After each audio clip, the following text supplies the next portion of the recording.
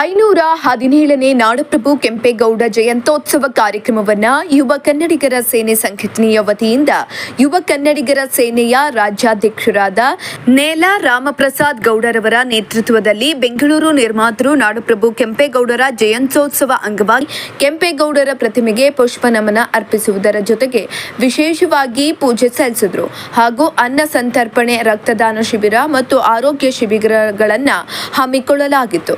ಇವತ್ತು ಬೆಂಗಳೂರನ್ನ ಇಡೀ ಪ್ರಪಂಚವೇ ತಿರುಗಿ ನೋಡಲು ಬುನಾದಿ ಹಾಕಿಕೊಟ್ಟ ನಾಡಪ್ರಭು ಕೆಂಪೇಗೌಡ ಅವರನ್ನ ಸ್ಮರಿಸಿದರು ಮತ್ತು ಸಮಸ್ತ ಪದಾಧಿಕಾರಿಗಳು, ಕಾರ್ಯಕರ್ತರು ಹಾಗೂ ಅನೇಕ ಸಂಘಟನೆಯ ಮುಖಂಡರು, ರಾಜ್ಯಾಧ್ಯಕ್ಷರು ಆಗಮಿಸಿ ಕಾರ್ಯಕ್ರಮವನ್ನು ಯಶಸ್ವಿಗೊಳಿಸಿದರು.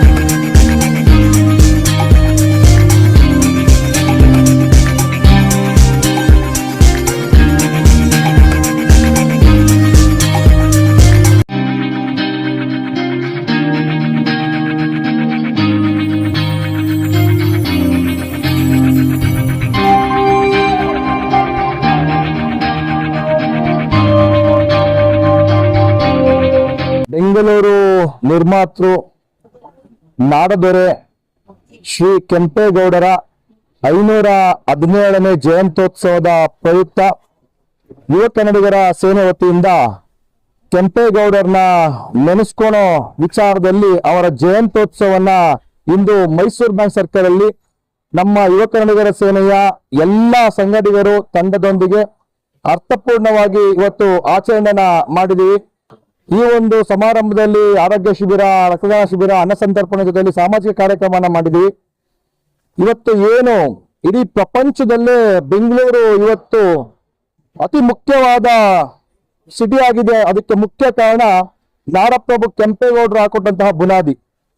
ಅವತ್ತಿನ ಅವರ ಯೋಜನೆ ಹೇಗಿತ್ತು ಅಂದ್ರೆ, ಸುಮಾರು 1000 ವರ್ಷಗಳು ಕಳೆದ್ರೂ ಕೂಡ ಬೆಂಗಳೂರು ಭದ್ರವಾಗಿರಬೇಕು, ಬೆಂಗಳೂರು ಬೆಳಿಬೇಕು ಅನ್ನೋ ಅವರ ಯೋಜನೆ ಇವತ್ತು ನಾವು ಇಷ್ಟು ದೊಡ್ಡ ಮಟ್ಟದಲ್ಲಿ ಬೆಂಗಳೂರು ಉಳಿಲಿಕ್ಕೆ ಕಾರಣ. ಪ್ರತಿ ವರ್ಷ ಅವ್ರನ್ನ ಸ್ಮರಿಸ್ಕೊಳ್ಳೋ ಕೆಲಸನ ಯುವಕರ ಸೇನೆ ವತಿಯಿಂದ ಮಾಡ್ತಾ ಇದೀವಿ. ಜಯಂತ್ಯೋತ್ಸವ ಕೇವಲ ಆಚರಣೆಗಷ್ಟೇ ಅಲ್ಲ, ನಾನು ಸರ್ಕಾರಕ್ಕೆ ಒಂದು ಮನವಿನ ಮಾಡ್ತಾ ಇದ್ದೀನಿ. ಕೆಂಪೇಗೌಡ ಜಯಂತಿ ದಿನವನ್ನ ರಜಾ ದಿನವಾಗಿ ಘೋಷಿಸಬೇಕು. ರಜಾ ದಿನವಾಗಿ ಘೋಷಿಸಿದ್ರೆ ಶಾಲಾ ಮಕ್ಕಳಿಗೂ ಕೂಡ ಒಂದು ರಜೆ ಏನಕ್ಕೆ ಆಗುತ್ತೆ ಅಂತೇಳಿ ಕೆಂಪೇಗೌಡನ ಸ್ಮರಿಸ್ಕೊಂತಾರೆ. ಜೊತೆಯಲ್ಲಿ ಏನು ಒಂದು ಬೆಂಗಳೂರು ವಿಶ್ವವಿದ್ಯಾಲಯದಲ್ಲಿ ಕೆಂಪೇಗೌಡರ ಅಭಿವೃದ್ಧಿ, ಅವರ ವಿಚಾರವಾಗಿ ಒಂದು ಅಧ್ಯಯನ ಮಾಡಲಿಕ್ಕೆ, PhD ಮಾಡಲಿಕ್ಕೆ ಒಂದು ಸಂಸ್ಥೆಯನ್ನ ತೆರಬೇಕು. ಕೆಂಪೇಗೌಡರನ್ನ ಪ್ರತಿ ವರ್ಷ ಸ್ಮರಿಸ್ಕೊಳ್ಳುವಂತ ಅಭಿವೃದ್ಧಿ ಪ್ರಾಧಿಕಾರಿಗಳಿಗೆ ಹೆಚ್ಚು ಅನುದಾನಗಳನ್ನ ಕೊಡಬೇಕು ಅಂತ ಈ ಮುಖಾಂತರ ಸರ್ಕಾರನ ಮನವಿನ ಮಾಡ್ತೀನಿ. ಸರ್ಕಾರ ಮಾಡಿದ್ರು ಕೂಡ ನಾವು ಕೆಂಪೇಗೌಡರನ್ನ ಸ್ಮರಿಸ್ಕೊಂತೀವಿ. ಯಾಕೆಂದ್ರೆ ಕೆಂಪೇಗೌಡರು ಎಲ್ಲಾ ಜಾತಿಗೆ ಸೇರಿದಂತವರು, ಎಲ್ಲ ವರ್ಗದಕ್ಕೆ ಸೇರಿದಂತವರು. ಅವ್ರನ್ನ ಜಾತ್ಯತೀತವಾಗಿ ಸ್ಮರಿಸ್ಕೊಳ್ಳೋ ಕೆಲಸನ ಯುವ ಕನ್ನಡಿಗರ ಸೇನೆ ಸದಾ ಮಾಡುತ್ತೆ ಅಂತ ಹೇಳಲಿಕ್ಕೆ ಇಷ್ಟಪಡ್ತೇನೆ. ಅವರ ಆದರ್ಶಗಳನ್ನು ಇವತ್ತಿನ ಯುವ ಪೀಳಿಗೆಗೆ ಕೆಂಪೇಗೌಡರ ಕುಟುಂಬದಲ್ಲಿ ಇದ್ದಂತ ಆದರ್ಶಗಳು ಪ್ರೇರಣೆ ಆಗಿರಬೇಕು. ಯಾಕಂದ್ರೆ ಅವರ ಪ್ರೇರಣೆ, ಅವರ ಆದರ್ಶಗಳಿಂದ ಮಾತ್ರ ಇವತ್ತು ಬೆಂಗಳೂರು ಇಷ್ಟು ಭದ್ರವಾಗಿದೆ. ಎಲ್ಲೋ ಒಂದು ಕಡೆ ನಾವು ಅವ್ರನ್ನ ಸ್ಮರಿಸ್ಕೊಂಡಿರೋ ಅವರ ಆದರ್ಶಗಳನ್ನ ಪಾಲಿಸ್ಕೊಂಡಿಲ್ಲ ಅಂದ್ರೆ ಮುಂದಿನ ದಿನ ನಾಡಪ್ರಭು ಕೆಂಪೇಗೌಡರು ಕಟ್ಟಿದಂತ ಬೆಂಗಳೂರು ಹೊರ ರಾಜ್ಯದ ಅಥವಾ ಬೇರೆ ಒಂದು ರಾಜ್ಯದ ಜನ ಬಂದು ಇಲ್ಲಿ ಆಡಳಿತ ಆಗೋ ಪರಿಸ್ಥಿತಿ ಬರ್ತದೆ. ಅದಕ್ಕೆ ನಾವು ಕನ್ನಡಿಗರು, ಕನ್ನಡಪರ ಸಂಘಟನೆಗಳು ಅವಕಾಶ ಕೊಡಲ್ಲ. ಅವರ ಆದರ್ಶಗಳನ್ನ ಇಟ್ಕೊಂಡೆ ನಾವು ಜಯಂತಿಗಳನ್ನ ಮಾಡ್ಕೊಂಡು ಕನ್ನಡವನ್ನ, ಬೆಂಗಳೂರನ್ನ, ಕರ್ನಾಟಕ ಕಾಯ ಕೆಲಸವನ್ನ ಮಾಡ್ತೀವಿ ಅಂತ ಹೇಳಲಿಕ್ಕೆ ಇಷ್ಟಪಡ್ತೀನಿ. ತುಂಬಾ ಸೇನೆಯಿಂದ ಪ್ರತಿ ವರ್ಷ ಒಂದು ವಿಶೇಷ ಈ ವರ್ಷ ಮುಂದಿನ ವರ್ಷ ನಾವು ಇಲ್ಲಿ 5 ವರ್ಷದಿಂದ ಸಂಘಟನೆ ಮುಖಾಂತರ ನಾವು ಇಲ್ಲಿ ಜಯಂತಿನ ಮಾಡ್ತಾ ಇದ್ದೀವಿ. ಯುವ ಕನ್ನಡಿಗರ ಸೇನೆ ವತಿಯಿಂದ ಇದು ಪ್ರಥಮ ವರ್ಷ. ಈ ವರ್ಷ ಆರೋಗ್ಯ ಶಿಬಿರ, ರಕ್ತದಾನ ಶಿಬಿರ, ಸಾಮಾಜಿಕ ಕಾರ್ಯಕ್ರಮಗಳನ್ನ ಮಾಡಿದೀವಿ. ಸರ್ಕಾರಕ್ಕೆ ಒಂದಷ್ಟು ಮನವಿಗಳನ್ನ ಕೂಡ ಕೊಡ್ತಾ ಇದೀವಿ. ಮುಂದಿನ ವರ್ಷ ಇನ್ನೂ ಹೆಚ್ಚಾಗಿ, ವಿಭಿನ್ನವಾಗಿ, ಅದ್ದೂರಿಯಾಗಿ ಇಡೀ ರಾಜ್ಯವನ್ನೇ ನೋಡೋ ತರ ಇದೇ ಜಾಗದಲ್ಲಿ ಕಾರ್ಯಕ್ರಮ ಮಾಡಬೇಕು ಅನ್ನೋ ಒಂದು ಆಸೆ ಇದೆ. ಮಾಡೋ ಶಕ್ತಿ ಕೆಂಪೇಗೌಡರು ಕೊಡ್ತಾರೆ ಅಂತ ಅನ್ಕೊಂಡಿದ್ದೀನಿ. ಬೆಂಗಳೂರಿನ ನಿರ್ಮಾತೃ ನಾಡಪ್ರಭು ಕೆಂಪೇಗೌಡರ ಜಯಂತಿಯನ್ನ ಅತ್ಯಂತ ಶ್ರದ್ಧೆಯಿಂದ ಪ್ರತಿ ವರ್ಷದಂತೆ ಈ ವರ್ಷವೂ ಕೂಡ ಸತತವಾಗಿ 5 ವರ್ಷಗಳ ಕಾಲ ಇದು ಆಗ್ಲೇ ಇದೇ ಜಾಗದಲ್ಲಿ 4ನೇ ವರ್ಷ ನಮ್ಮೆಲ್ಲರ ಸ್ನೇಹಿತರು ಆಗಿರ್ತಕ್ಕಂಥ ರಾಮಪ್ರಸಾದ್ ಗೌಡ್ರು ಯುವ ಕನ್ನಡಿಗರ ಸೇನೆ ಎಂಬ ಒಂದು ಶೀರ್ಷಿಕೆಯಡಿ ಕನ್ನಡಾಂಬೆಯ ಒಂದು ಹೋರಾಟವನ್ನ ಮತ್ತು ಕನ್ನಡ ಭಾಷೆ ನುಡಿ ಭಾಷೆ ಜಲ ಇವೆಲ್ಲದರ ಬಗ್ಗೆ ಹೋರಾಟವನ್ನ ಇಟ್ಕೊಂಡು ಕನ್ನಡ ಸೇನೆಯನ್ನ ಏನ್ ಕಟ್ಕೊಂಡಿದ್ದಾರೆ ಇವತ್ತು ಈ ಕಾರ್ಯಕ್ರಮವನ್ನ ಅಷ್ಟೇ ಒಂದು ಭಕ್ತಿಯಿಂದ ಮಾಡ್ತಾ ಇರ್ತಕ್ಕಂಥದ್ದಿದೆ. ನಾಡಪ್ರಭು ಕೆಂಪೇಗೌಡರು ಬರೀ ಬೆಂಗಳೂರನ್ನ ಕಟ್ಟಿದ್ದಷ್ಟೇ ಅಲ್ಲ, ಅವರು ಬರೀ ಒಬ್ಬ ಒಳ್ಳೆ ಧೀಮಂತ ಆಡಳಿತಗಾರ ಅಷ್ಟೇ ಅಲ್ಲ, ಬೆಂಗಳೂರಿನ ಪ್ರಕೃತಿಯನ್ನ ಉಳಿಸ್ಲಿಕ್ಕೆ ಅಂತೇಳಿ ಏನು ಕೆರೆಗಳನ್ನ ಕಟ್ಟಿರ್ತಕ್ಕಂಥದ್ದು, ಗಿಡ ಮರಗಳನ್ನ ನೆಟ್ಟಿರ್ತಕ್ಕಂಥದ್ದು ಇವೆಲ್ಲವನ್ನ ನಾವು ನೋಡಿದ್ದೇವೆ. ಮತ್ತೆ ವಾಣಿಜ್ಯ ನಗರಿ ಬೆಂಗಳೂರು ಆಗ್ಬೇಕು ಅಂತ ಹೇಳಿ ಹಲವಾರು ಪೇಟೆಗಳನ್ನ ಏನು ನಿರ್ಮಾಣ ಮಾಡಿದ್ರು. ಇವತ್ತಿಗೂ ಕೂಡ ಇವತ್ತು ಬೆಂಗಳೂರು ಏನಾದ್ರು ಸಿಲಿಕಾನ್ ಸಿಟಿ ಅಂತ ಹೆಸರು ಪಡೆದಿದ್ರೆ ಅದರ ಶ್ರೇಯಸ್ಸು ಅವರಿಗೆ ಕೊಡ್ಬೇಕಾಗಿತ್ತು. ಯಾಕೆಂತಂದ್ರೆ ಅವ್ರು ಹಾಕೊಟ್ಟಿರ್ತಕ್ಕಂತ ಈ ಒಂದು ಭದ್ರವಾದಂತ ಬುನಾದಿ ಮೇಲೆ ಇವತ್ತು ಬೆಂಗಳೂರು ಇಷ್ಟರ ಮಟ್ಟಕ್ಕೆ ಬಂದಿದೆ. ಲಕ್ಷಾಂತರ ಜನ ನಾವು ಇವತ್ತು ಒಳ್ಳೆ ನೀರನ್ನ ಕುಡಿತಾ ಇದ್ದೇವೆ, ಗಾಳಿಯನ್ನ ಸೇವಿಸ್ತಾ ಇದ್ದೇವೆ, ಊಟವನ್ನ ಮಾಡ್ತಾ ಇದ್ದೇವೆ ಅಂತಂದ್ರೆ ಲಕ್ಷಾಂತರ ಜನ ಬೇರೆ ಬೇರೆ ರಾಜ್ಯದಿಂದ ಬಂದು ಇಲ್ಲಿ ಸೇರ್ಕೋತಾರೆ. ಸಾವಿರಾರು ಜನ ಇಲ್ಲಿ ದಿನನಿತ್ಯ ಬೇರೆ ಬೇರೆ ಊರಿಂದ ಬಂದು ಹೋಗ್ತಕ್ಕಂಥದ್ದಾಗ್ತದೆ. ಅವ್ರ ವ್ಯಾಪಾರಕ್ಕೋಸ್ಕರ ಮತ್ತೆ ಅವ್ರ ದಿನನಿತ್ಯ ಅವರ ಬದುಕನ್ನ ಕಟ್ಕೊಡ್ಲಿಕ್ಕೆ ಅಂತೇನು ಬೆಂಗಳೂರಿಗೆ ಬರ್ತಾರೆ. ಎಲ್ಲವನ್ನು ಕೂಡ ಅವರು ಹಾಕೊಟ್ಟಿರ್ತಕ್ಕಂಥ ಒಂದು ಹೆಜ್ಜೆಯ ಮೂಲಕ ನಾವು ಬೆಂಗಳೂರನ್ನ ನಾವು ನಿರ್ಮಾಣ ಮಾಡಿರ್ತಕ್ಕಂಥದ್ದು ನಾವು ನೋಡಿದ್ದೇವೆ. ಅಷ್ಟೇ ಅಲ್ಲ, ಅವರು ಧಾರ್ಮಿಕವಾಗಿಯೂ ಕೂಡ ಹಲವಾರು ದೇವಸ್ಥಾನಗಳನ್ನ ಗುಡಿ ಮಂದಿರಗಳನ್ನ ಕಟ್ಟಿರ್ತಕ್ಕಂಥದ್ದು. ದೊಡ್ಡ ಬಸವನ ಗುಡಿ ದೇವಸ್ಥಾನ ಆಗಿರ್ಬೋದು, ಗವಿಗಂಗಾಧರೇಶ್ವರ ದೇವಸ್ಥಾನ ಆಗಿರ್ಬೋದು, ಇವೆಲ್ಲವನ್ನು ಕೂಡ ಬೆಂಗಳೂರಿಗೆ ಕೊಡುಗೆಯನ್ನ ಕೊಟ್ಟಿರ್ತಕ್ಕಂಥ ಕೆಂಪೇಗೌಡರು. ಅವ್ರ ನಿಜವಾದ ಗೌರವವನ್ನ ಏನಾದ್ರೂ ಸಮರ್ಪಣೆ ಮಾಡ್ಬೇಕು ಅನ್ಸಿದ್ರೆ ನಾವು ಬೆಂಗಳೂರಿಗರಾಗಿ ಅದೇ ಪರಿಸರವನ್ನ ಈ ಸುತ್ತಮುತ್ತ ಇರ್ತಕ್ಕಂಥ ವಾತಾವರಣವನ್ನ ಸ್ವಚ್ಛವಾಗಿ ಇಟ್ಕೊಂಡು ನಾವು ಅದೇ ರೀತಿ ಉಳಿಸ್ಕೊಂಡು ಬೆಳೆಸ್ತಕ್ಕಂಥ ಕೆಲಸವನ್ನ ನಾವೆಲ್ಲ ಮಾಡಿದ್ದೆ ಆದ್ರೆ ಅವ್ರಿಗೆ ನಿಜವಾದ ಒಂದು ಗೌರವವನ್ನ ಸಲ್ಲಿಸ್ತಕ್ಕಂಥದ್ದಾಗ್ತದೆ. ಆ ರೂಪದಲ್ಲಿ ಆ ಒಂದು ದಿಶೆಯಲ್ಲಿ ಏನು ರಾಮಪ್ರಸಾದ್ ಗೌಡ್ರು ಅವರ ಒಂದು ತಂಡ ಇವತ್ತು ಈ ಕಾರ್ಯಕ್ರಮವನ್ನ ಮಾಡ್ತಾ ಇದ್ದಾರೆ, ಸಾಂಕೇತಿಕವಾಗಿ ಏನ್ ಮಾಡ್ತಾ ಇದ್ದಾರೆ. ಅವರ ಒಂದು ಈ ಹೋರಾಟದ ಬದುಕು ಮುಂದಕ್ಕೆ ಒಳ್ಳೆ ಯಶಸ್ಸು ಕಾಣಲಿ, ಅವರು ಮುಂದೆ ನಾಯಕರಾಗಿ ಬೆಳೀಲಿ ಅಂತ ಆಶಿಸಿ ಈ ಕಾರ್ಯಕ್ರಮಕ್ಕೆ ಬಂದಿರತಕ್ಕಂತ ಎಲ್ಲ ಕೆಂಪೇಗೌಡರ ಅಭಿಮಾನಿ ಎಲ್ಲರಿಗೂ ನಾನು ಕೆಂಪೇಗೌಡರ ಜಯಂತಿಗೆ ಶುಭಾಶಯವನ್ನ ಕೋರಿ ನನ್ನ ಮಾತುಗಳಿಗೆ ವಿರಾಮವನ್ನು ಹೇಳ್ತೀನಿ. ಮೊದಲನೇದಾಗಿ ಸಮಸ್ತ ಕನ್ನಡಿಗರಿಗೆ, ಬೆಂಗಳೂರು ನಿರ್ಮಾತೃ, ನಮ್ಮ ಹೆಮ್ಮೆಯ ಕನ್ನಡಿಗ, ಇವತ್ತು ಕರ್ನಾಟಕದ ಹಲವಾರು ಜಿಲ್ಲೆಗಳ ಜನರು ಬಂದು ಕಟ್ಕೊಂಡಿರ್ತಕ್ಕಂಥ ಒಂದು ಜಾಗ, ವಿಶ್ವದ ಭೂಪಟದಲ್ಲಿ ಇವತ್ತು ಬೆಂಗಳೂರು ಮಿನುಗ್ತಾ ಇದೆ. ಅದಕ್ಕೆ ಭದ್ರ ಬುನಾದಿಯನ್ನ ಹಾಕೊಟ್ಟಂತ ನಿಮ್ಮೆಲ್ಲರ ಶ್ರೀ ಕೆಂಪೇಗೌಡರ ಜಯಂತಿಯ ಒಂದು ದಿನ ಇವತ್ತು. ಒಬ್ಬ ಕನ್ನಡಿಗನಾಗಿ ನನಗೆ ಬಹಳ ಹೆಮ್ಮೆ ಅನಿಸ್ತಾ ಇದೆ. ಇವತ್ತು ಅವರನ್ನ ಇಡೀ ರಾಜ್ಯ ನೆನ್ಸ್ಕೊಳ್ತಕ್ಕಂಥ ಒಂದು ಕೆಲಸವನ್ನ ಮಾಡ್ತಾ ಇದೆ.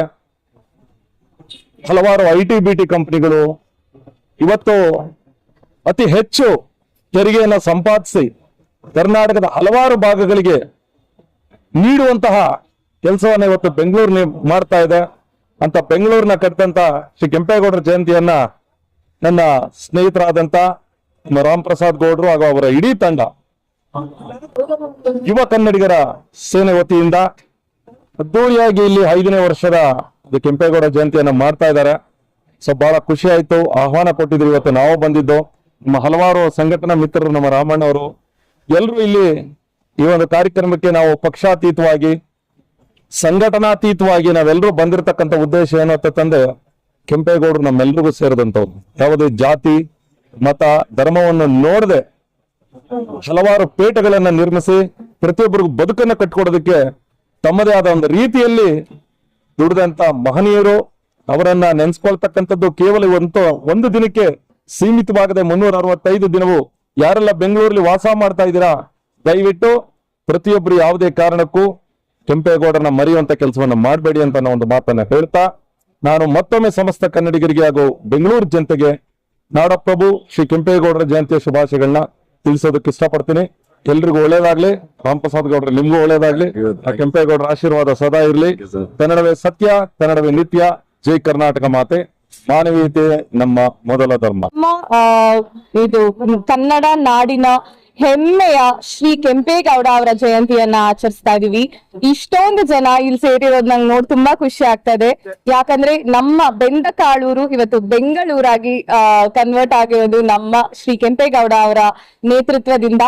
ಹಾಗೆ ಬೆಂಗಳೂರು ಇವತ್ತು ಜಗತ್ತಿನಾದ್ಯಂತ ಗುರುತಿಸ್ಕೊಂಡಿದೆ.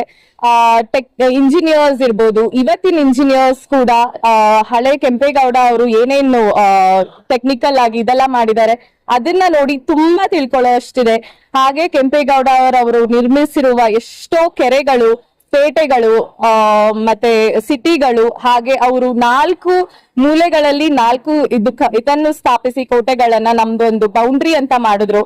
ಆಗಿನ ಕಾಲದಲ್ಲೇ ಅವರು ಅಷ್ಟು ಒಂದು ಟೆಕ್ನಾಲಜಿ ವೈಸ್ ಅಲ್ಲಿ ಆಗಿರ್ಬೋದು ಅಥವಾ ಒಂದು ಅಭಿವೃದ್ಧಿಯ ಇದರಲ್ಲಾಗಿರ್ಬೋದು ತುಂಬಾ ದೊಡ್ಡ ಮಟ್ಟದಲ್ಲಿ ನಮ್ಗೆಲ್ಲರಿಗೂ ಒಂದು ಮಾದರಿಯನ್ನ ಹಾಕಿಕೊಟ್ಟಿದ್ದಾರೆ. ಸೊ ಬರೀ ಕೆಂಪೇಗೌಡ ಜಯಂತಿ ಅಷ್ಟೇ ಅಲ್ಲದೆ, ಆ ಒಂದು ದಿನ ಅಷ್ಟೇ ಅಲ್ಲದೆ ಅವರು ಏನೆಲ್ಲ ನಮ್ಗೆ ಮಾರ್ಗದರ್ಶನ ನೀಡಿದ್ದಾರೆ, ಅವರು ಒಂದೇನು ನಮ್ಗೆ ಬುನಾದಿಯನ್ನ ಮಾಡ್ಕೊಟ್ಟಿದ್ದಾರೆ, ಅದನ್ನೆಲ್ಲ ನಾವು ದಿನನಿತ್ಯ ನಮ್ಮ ಜೀವನದಲ್ಲಿ ಅಳವಡಿಸ್ಕೊಳ್ಬೇಕು. ಹಾಗೆ ಪ್ರತಿದಿನ ಒಂದು ಕೆಂಪೇಗೌಡ ಜಯಂತಿಯನ್ನ ಆಚರಿಸೋ ತರ ಒಂದು ಮಾದರಿಯನ್ನ ಮತ್ತೆ ಅವರು ನಮ್ಗೇನು ಯಶಸ್ಸನ್ನ ಕೊಟ್ಟಿದ್ದಾರೆ ಅದನ್ನ ನಾವೆಲ್ಲರೂ ಚೆನ್ನಾಗಿ ನೆರವೇರಿಸ್ಕೊಂಡು ಹೋಗೋಣ. ಬೆಂಗಳೂರನ್ನು ಇನ್ನಷ್ಟು ದೊಡ್ಡ ಮಟ್ಟಿಗೆ ಬೆಳೆಯೋ ಹಾಗೆ ಇಡೀ ಜಗತ್ತೇ ತಿರ್ಗಿ ನೋಡ್ತಾ ಇದೆ ಆಲ್ರೆಡಿ ಬೆಂಗಳೂರನ್ನ. ಇನ್ನಷ್ಟು ದೊಡ್ಡ ಮಟ್ಟದಲ್ಲಿ ಇಂಜಿನಿಯರ್ಸ್ ಬರ್ಲಿ, ಡಾಕ್ಟರ್ಸ್ ಬರ್ಲಿ, ಹಾಗೆ ಬೆಂಗಳೂರು ಇನ್ನಷ್ಟು ದೊಡ್ಡ ಮಟ್ಟಕ್ಕೆ ಯಶಸ್ಸಾಗ್ಲಿ. ಧನ್ಯವಾದಗಳು. ಅಂಡ್ ಇವತ್ತು ಯಾರೆಲ್ಲ ಈ ರಾಮ್ ಪ್ರಸಾದ್ ಗೌಡ್ರು ಸರ್ ಇವತ್ತು ಆಯೋಜಿಸಿದ್ದಾರೆ ಸರ್, ತುಂಬಾ ಒಳ್ಳೆ ಕಾರ್ಯಕ್ರಮ. ಬಿಕಾಸ್ ಇದೆಲ್ಲ ಬೇಕು ಯುವ ಪೀಳಿಗೆಗೆ, ನಮಗ್ ಗೊತ್ತಾಗ್ಬೇಕು. ಅಂಡ್ ಸಾಕಷ್ಟು ಜನ ಇನ್ನಷ್ಟು ಯಶಸ್ಸನ್ನ ಕಾಣ್ಲಿ. ವಾಟ್ ಎವರ್ ಲೈಕ್ ನೀವ್ ಮಾಡಿರೋ ಕಾರ್ಯ ತುಂಬಾ ಚೆನ್ನಾಗಿದೆ. ಅಂಡ್ ರಕ್ತ ಶಿಬಿರ ಇಟ್ಕೊಂಡಿದ್ದೀರಾ, ಅನ್ನ ಸಂತರ್ಪಣೆ ಇಟ್ಕೊಂಡಿದ್ದೀರಾ, ತುಂಬಾ ಒಳ್ಳೆ ಕಾರ್ಯ. ಇನ್ನಷ್ಟು ನೀವು ರಾಜಕೀಯದಲ್ಲಿ ಬೆಳೀರಿ. ಅಂಡ್ ನಮ್ಮ ಬೆಸ್ಟ್ ವಿಶಸ್ ವಿನಯ್ ಅವರು, ಥ್ಯಾಂಕ್ಸ್ ಫಾರ್ ಇನ್ವೈಟಿಂಗ್ ವಿನಯ್ ಗೌಡ್ರು ಇನ್ವೈಟ್ ಮಾಡಿದ್ದು ತುಂಬಾ thank you. And even Vinay is in politics ಅಲ್ವಾ, so all the best Vinay ಗೌಡ್ರಿಗೂ ಕೂಡ. So all the best. ಬೆಂಗಳೂರಿನ ಎಲ್ಲ ವಾಸಿಗಳಿಗೆ ನಾಡಪ್ರಭು ಕೆಂಪೇಗೌಡರ ಜಯಂತ್ಯೋತ್ಸವದ ಶುಭಾಶಯಗಳನ್ನ ಕೊಡ್ತಾ, ಇಲ್ಲಿರ್ತಕ್ಕಂಥ ನಾವೆಲ್ಲರೂ ಸಹ ಈ ನಾಡನ್ನ ಕಟ್ಟಿ ಇವತ್ತು ಇಷ್ಟು ವಿಶ್ವವಿಖ್ಯಾತ ಬೆಂಗಳೂರಿಗೆ ಅಡಿಪಾಯವನ್ನ ಹಾಕಿದಂತವರು ಪ್ರಾತಸ್ಮರಣೀಯರಾದಂತ ನಮ್ಮೆಲ್ಲರ ಹೆಮ್ಮೆಯ ಕೆಂಪೇಗೌಡರು. ಹಾಗಾಗಿ ನಮ್ ಕಡೆ ಒಂದು ಮಾತಿದೆ, ಜನನೀ ಜನ್ಮಭೂಮಿಶ್ಚ ಸ್ವರ್ಗಾದ ಪೀಗರಿಯಸಿ, ಹೆತ್ತ ತಾಯಿ ಹೊತ್ತ ನೆಲ 2 ಸ್ವರ್ಗ ಸಮನಾದಂಥದ್ದು ಅಂತ.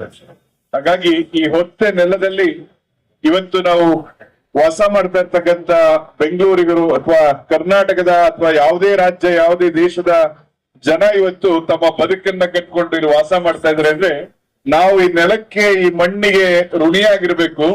ಹಾಗಾಗಿ ನಮ್ಮ ಮನೆತನ ಅಥವಾ ನಮ್ಮ ಊರನ್ನ ಯಾರು ಕಟ್ಟಿದ್ದಾರೆ, ಕಟ್ಟಿದಂತವ್ರನ್ನ ಸ್ಮರಿಸ್ಬೇಕಾಗಿರ್ತಕ್ಕಂಥದ್ದು ಮನುಷ್ಯನ ಒಂದು ಕೃತಜ್ಞತೆಯ ವ್ಯಕ್ತಿತ್ವ.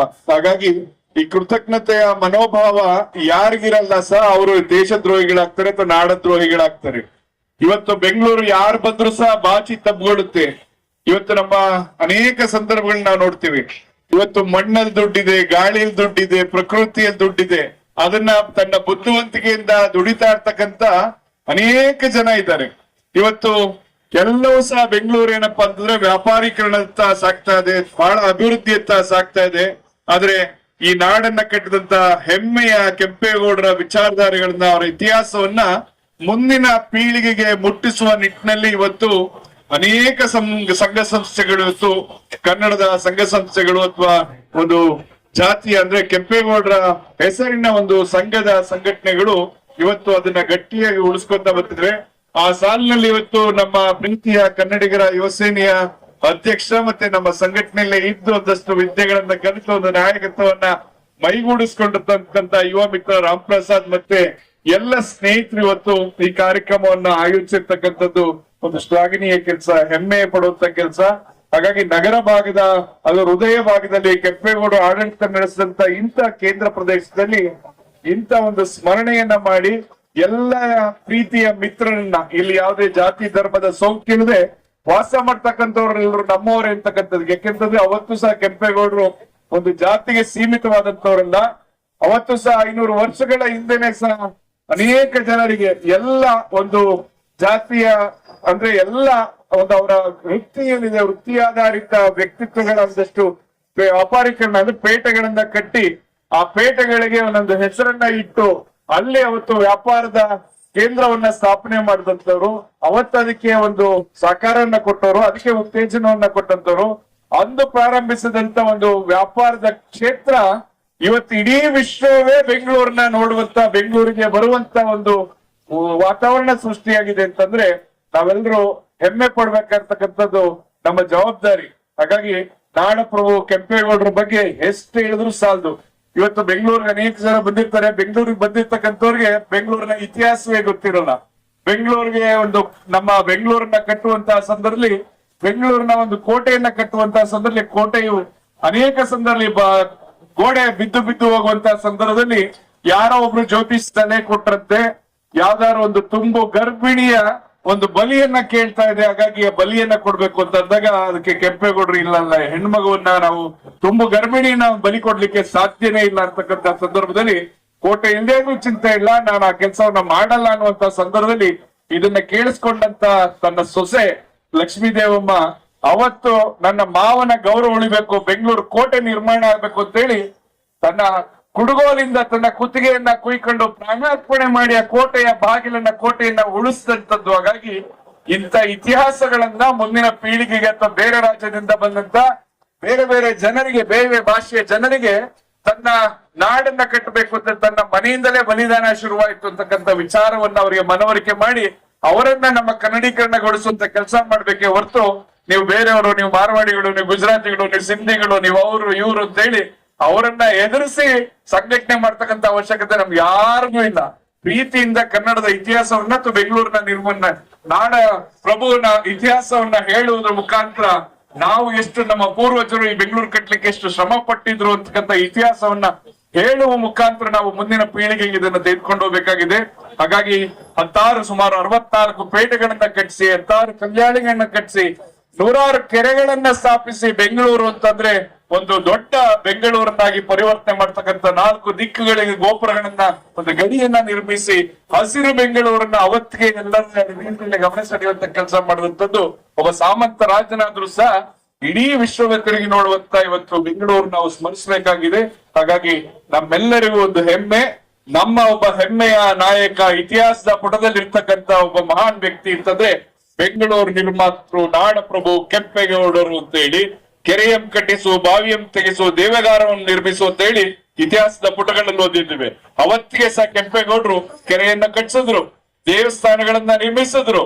ಹಾಗಾಗಿ ನಮ್ಮೆಲ್ಲರಿಗೂ ಒಬ್ಬ ಮಾದರಿ ವ್ಯಕ್ತಿ ಆದ್ರೂ ಮುಂದಿನ ಪೀಳಿಗೂ ಸಹ ನೆಲೆಸುವಂತ, ಸ್ಮರಿಸುವಂತ ಒಬ್ಬ ಅಮರ ವ್ಯಕ್ತಿತ್ವದ ಒಂದು ವ್ಯಕ್ತಿತ್ವ ಅದೇ ನಮ್ಮ ಕೆಂಪೇಗೌಡರು ಅಂತ ಹೇಳಿ ಜೈ ಕೆಂಪೇಗೌಡ ಅನ್ನುವ ಹೇಳುವ ಮುಖಾಂತರ ನನ್ನ ಮಾತನ್ನು ಮುಗಿಸ್ತೀನಿ. ಇವತ್ತು ನಮ್ಮನ್ನ ಈ ಕಾರ್ಯಕ್ರಮಕ್ಕೆ ಕರೆದಂತ ಕನ್ನಡಿಗರ ಯೋಜನೆಯ ಮಿತ್ರ ರಾಮ್ ಪ್ರಸಾದ್ ಮತ್ತೆಲ್ಲ ಪ್ರೀತಿಯ ಸನ್ಮಿತ್ರರ ಸಂಘಟನೆಯ ಪದಾಧಿಕಾರಿಗಳಿಗೆ ಒಂದು ಅಭಿನಂದನೆ ಹೇಳಿ ನನ್ನ ಮಾತನ್ನು ಮುಗಿಸ್ತೀನಿ. ನಮಸ್ಕಾರ.